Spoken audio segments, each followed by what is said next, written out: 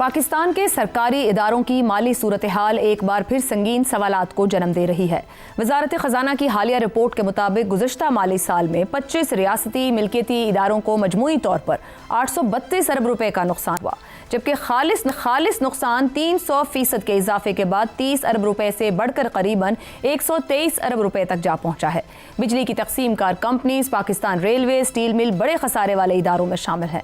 दूसरी जानिब हुकूमत की तरफ से इन इदारों को सहारा देने के लिए माली साल 2025 में करीबन 2080 अरब रुपए से जायद की ग्रांट्स और माली मुआवनत फराहम की गई, जो गुज़श्ता साल के मुकाबले में 37% ज्यादा है। हुकूमती ग्रांट्स का तनासुब इकट्ठे किए गए कुल टैक्स का 16% है, यानी टैक्स के हर 6 रुपए में से 1 रुपया इन इदारों को जिंदा रखने पर खर्च किया जा रहा है।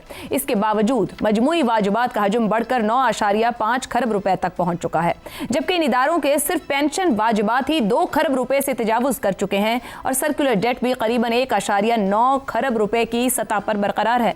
वजारत खजाना की गुज़श्ता रोज की रिपोर्ट एक और अहम पहलू ऑडिट के निज़ाम में मौजूद संगीन खामियों की निशानदही करती है। रिपोर्ट के मुताबिक करीबन 64% रियासती इदारों के ऑडिट ही मुकम्मल नहीं हो सके।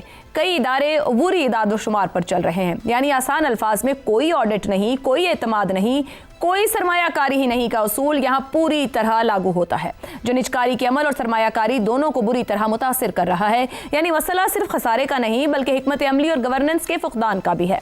इन तमाम हक़ाइक़ के तनाजुर में ये सवाल शिद्दत इख्तियार कर गया है कि क्या राइट साइजिंग, इस्लाहात और गवर्नेंस की बेहतरी सिर्फ दावों की हद तक ही है। किफ़ायतशारी और राइट साइजिंग के नाम पर छोटे छोटे इक़दाम तो किए जा रहे हैं, साथ ही साथ ये सफ़ेद हाथी पाले भी जा रहे हैं।